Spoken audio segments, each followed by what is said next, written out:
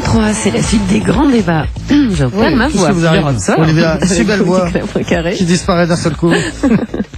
C'est à vous, Nicolas, je vous laisse la parole. Oui, les grands débats donc, sur la question de savoir comment on peut relancer la machine. Question qu'on se pose au lendemain du discours de Manuel Valls et de la présentation du pacte de responsabilité qui mise un peu tout sur la baisse des charges. Et on se demande ce soir s'il n'y aurait pas d'autres idées. Jacques-Antoine Grandjean, PDG de Vente Privée. Vous n'aimez pas les grands débats généraux, vous êtes dans le détail, dans la réussite. On rappelle que Vente Privée, ça part de zéro ou presque il y a une dizaine d'années, que vous arrivez aujourd'hui à 1,7 milliard de chiffre d'affaires, 2100 salariés, une croissance de 23% l'année dernière. Qu'est-ce qui fait que vous y arrivez dans ce contexte où tout le monde nous dit, où tous les chefs d'entreprise se plaignent en disant on peut pas travailler en France, il y a trop de charges, on est étranglé? Non mais alors, moi je peux pas donner. La vie est plutôt facile pour moi. J'ai une entreprise qui marche, bien sûr c'est plein de soucis et j'ai pas spécialement des recettes du succès. C'est juste que j'ai commencé à un moment donné à 22 ans avec 20 000 francs que m'avait prêté mon père et avec un ami. C'est notre désir de faire des choses, d'être libre, d'entreprendre, de monter une entreprise dans un métier qu'on connaissait pas, c'est grossiste en fin de série, d'acheter les stocks des marques. Donc on démarre comme ça en 1985. Et après, au fil du temps, au fil du travail, au fil de la connaissance, de l'expertise, on est à l'écoute du monde et on fait muter notre entreprise grâce au digital et on transforme l'aventure qu'on avait démarrée à 22 ans dans une aventure qui prend beaucoup plus d'ampleur. C'est ça l'histoire de Vente Privée. Donc finalement, c'est toujours la même chose. Moi, je crois à la microéconomie, c'est-à-dire une personne qui dit waouh, j'ai un projet, tiens, viens le faire avec moi, tiens, j'ai besoin d'un petit peu d'argent, tiens, un copain qui m'en prête un peu, je démarre et qu'on ait envie de faire une pizzeria, qu'on ait envie d'être livreur, qu'on soit polytechnicien et qu'on a envie de dire je vais faire une application géniale pour garer les voitures. Tout ça, c'est du désir et de l'énergie. Donc pour relancer la France, il faut juste se dire, il faut mettre toutes ces petites énergies et les libérer. C'est-à-dire, allez, faites des choses, avancez. Il y a un marché, il y a le marché français, mais il y a le marché européen. Tout ça est à prendre. Moi, je crois qu'on n'est plus en crise. Depuis 40 ans, on nous dit c'est la crise. Alors bien sûr, il y a énormément de souffrance, il y a du chômage, il y a des gens qui n'ont pas les formations pour les métiers de demain, il y a les problèmes d'éducation, il y a plein de soucis. Je ne dis pas le contraire.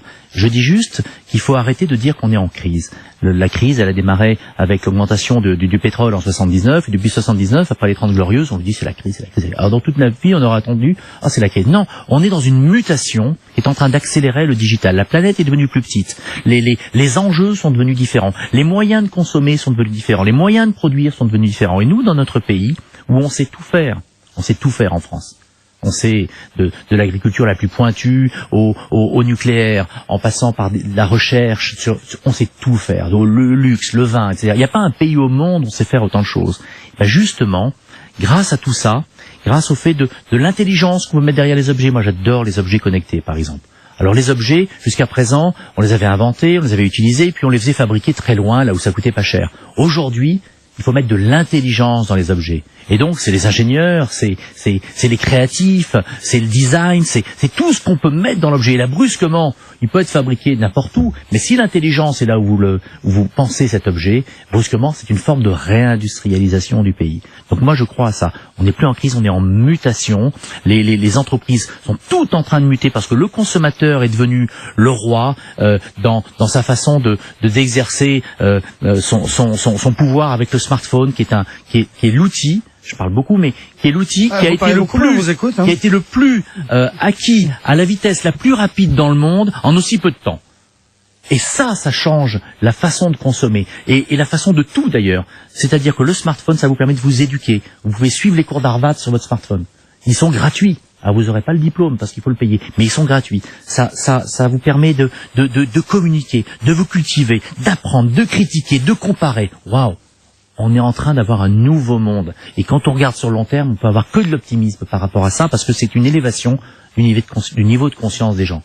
Et ça, c'est lié à cette révolution digitale. Et tout ça va s'appliquer dans chaque secteur, parce que il va falloir créer ce désir d'objets nouveaux, de créativité. On est dans ce monde-là, et la France a une chance inouïe et au centre pour le faire. Alors, qui le partage, cet optimisme, autour de la table?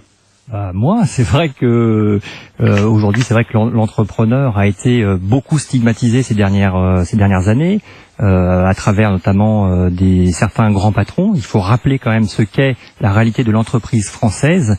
Pour 97% d'entreprises, ce sont des TPE, c'est-à-dire des très petites entreprises dont les effectifs sont inférieurs à 19 salariés, à 20 salariés.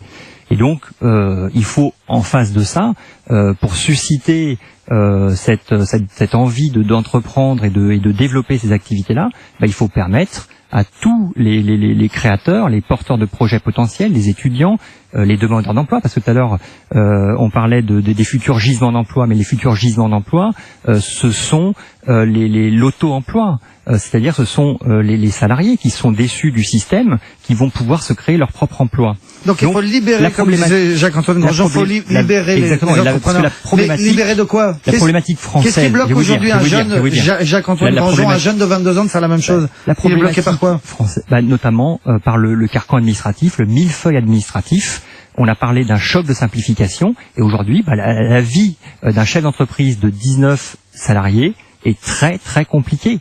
Parce que il y a 400 000 normes qui pèsent sur l'entreprise, plus de 223 000 décrets, un code des impôts, un code du travail qui font près de 3500 pages. Comment voulez-vous donner envie aux jeunes qui sont notre espoir pour avoir peut-être de futures grandes entreprises internationales? Comment leur donner envie? Simplement déjà de simplifier la vie des entreprises au quotidien, simplifier l'accès au financement, à la création d'entreprises. C'est un véritable labyrinthe. Comment s'y retrouver là-dedans? Et arrêter de considérer aussi, là il y a un vrai problème de compétitivité psychologique, l'entrepreneur comme un délinquant potentiel.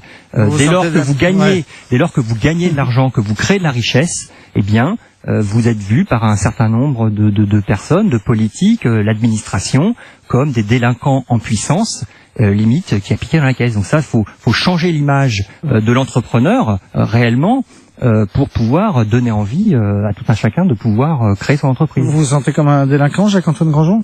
Non, je me sens pas du tout d'un délinquant.